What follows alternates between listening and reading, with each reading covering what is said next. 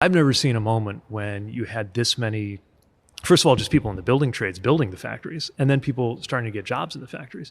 I grew up in a city that was the hometown for Studebaker. Buttigieg, not content with just going on Fox News, decided to go on this internet show called Jubilee, where he debated 25 undecided voters from Michigan where he lives, and I'm going to show you. A few of my favorite clips here are three. The first one, he's debating a woman who thinks that Democrats are worse on abortion than Republicans. The second one is him debating someone who wants to vote third party. And the last one is him debating someone who thinks rightly. So that how do things get done in Congress when things are so disjointed? So here's the first clip. But before we do, if I could quickly ask you to leave a like on this video, and if you haven't already, and you enjoy our channel, to hit that subscribe button. It goes a long way, and we are so close to 50,000 subscribers. Just need your support. Now look at what he has to say. Americans will have more rights and freedoms under a Harris-Walz administration. I'm shocked that you would make that claim. I think I would love to know what the basis of that is, some specific examples, starting with freedom of speech. Sure. Let's start with freedom of speech. So Donald Trump has said that he wants to revoke the licenses of television networks that have broadcast coverage that he disagrees with. I can't think of a more direct attack on the freedom of speech than a government official or a wannabe government official saying, I want to punish a television network because of their journalism, right? So that's how I feel about free speech.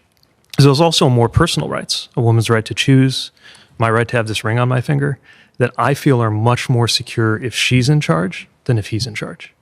And the evidence you have of Donald Trump being against gay marriage or wanting to roll back protections for gay folks to be married is what? The evidence is that he ran for president with a platform that specifically said in black and white that they were against marriage equality. And like this is today. So they've kind of rubbed that out of the platform since the last time he ran for president, but the people he put on the court are contributing to a majority that already took away a woman's right to choose and doesn't seem very interested in protecting my right to marry, nor did he do anything to help get that legislation passed. Ruth Bader Ginsburg didn't think that Roe v. Wade was the appropriate statute on which to be hanging reproductive freedom. And Obama campaigned in 2007. There was a bill introduced to the 110th Congress, H.R. 1964, the Freedom of Choice Act. He campaigned. The first thing I'm going to do as president is sign that bill.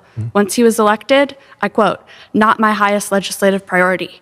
I don't know why I should actually trust Democrats to enshrine reproductive rights as national law, because they had the opportunity so many times over the past decades. Most recently, in 2009, 2010, they didn't do it. Kamala's coming here and campaigning in Michigan on reproductive freedom. Guess what? It's part of our state constitution.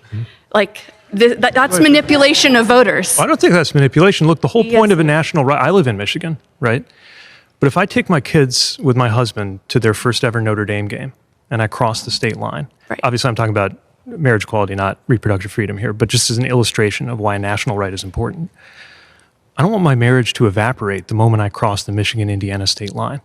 What she's talking about is that a national right should be national. It's true, you have great leaders here in Michigan who have taken action at the state level to protect reproductive rights, but since when does civil rights disappear at state lines? And how is it pro-freedom to take away a national protection and say, well, if some state wants to take away this freedom, have it. What I love about that is he is just so calm and he's able to reason with someone without getting loud. And that's the best way to break through. If you ever have disagreement with someone in your own life, you see something differently. The best way to get through to them is not to get loud, to get quiet, and to listen and to approach their facts with conviction, but to be generous with your disagreement. Secondly, here is Pete Buttigieg going against someone who wants to vote third party. I have lost a lot of faith in our two-party system, and I want to see something different. Because when we have something where it's insanity, you have the same thing over and over and over again.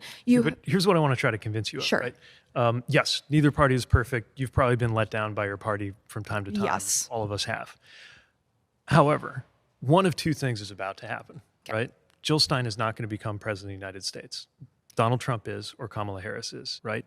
And all of the things from an environmental perspective that were just achieved, these are not like little differences between center left and center right, right? You got one set that's saying climate change is a hoax, it's not even a thing. Yeah, I'm not in support of Trump at all. This is completely against Kamala. If he gets back in, then the Inflation Reduction Act will be demolished. So every piece of progress, and if you're saying it's not enough, there's more to do, I'm not totally disagreeing. Yeah. What I'm saying is we've come this far. Like we have, right here in Michigan, right? We have factories rising out of the ground making EV batteries that are going to power a different kind of future. Yes, but what it's always talking about EVs and solar panels. What are we doing to protect our lakes in Michigan? We have 22% of the world's fresh water. We have Pipeline 5 going through the Straits of the Mackinac Island under Mackinac Bridge, underneath the bridge. Okay, but in on the that, water. right? Again, like she's going to enforce the Clean Water Act. He's going to tear it up. Look at what he did to the EPA the first time. And that's when there was still this is the thing. You keep mentioning stuff about Trump, but I'm trying to tell you, I'm in between Jill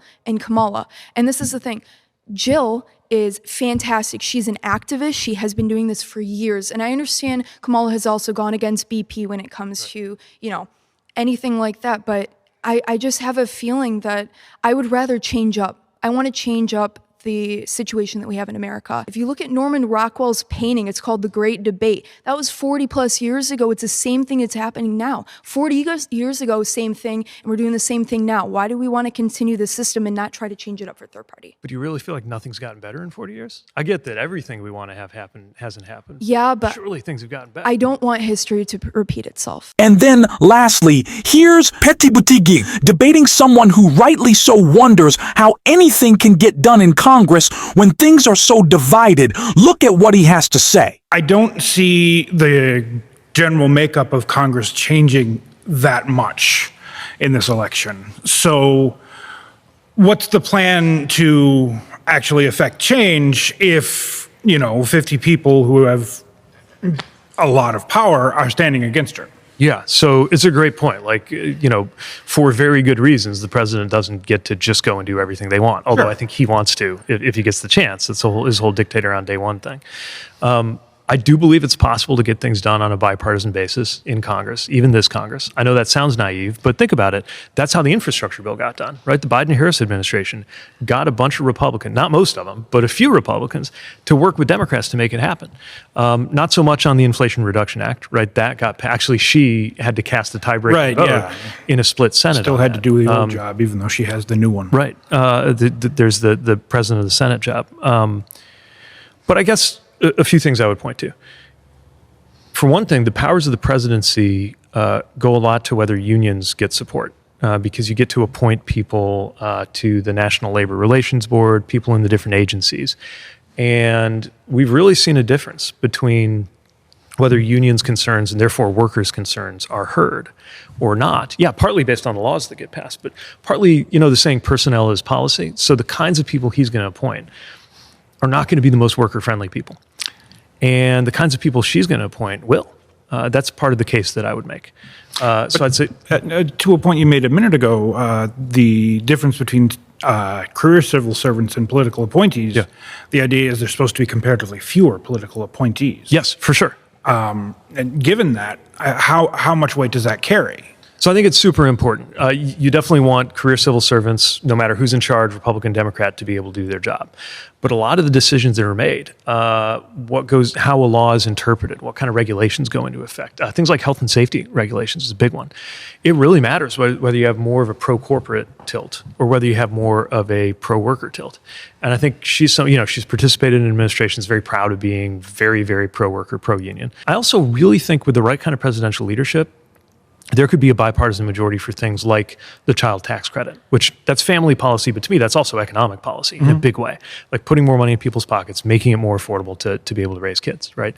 Things like paid family leave. Most Americans think we ought to do it, right? Sure. Republican, Democrat, you name it. That doesn't always mean most members of Congress will do it. But I think with a leader in the White House who puts that really high on the list, that could be achieved.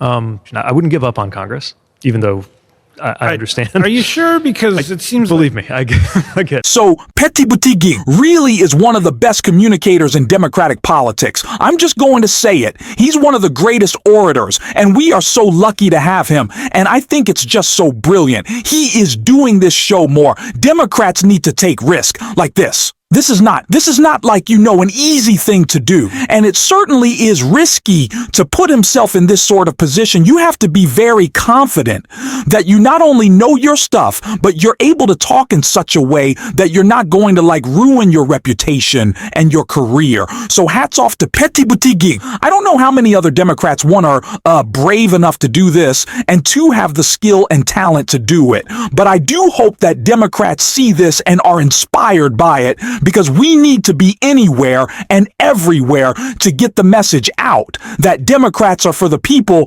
and Republicans are against everything that most people want in their lives. I don't know what's wrong with you, young people. If you want to support that, as always, you can hit that subscribe button. You can leave a like on this video, and if you're stuck around to the end, you can drop a blue heart in the comments or just say, hi. Thank you for your support, and until next time, I'll see you soon.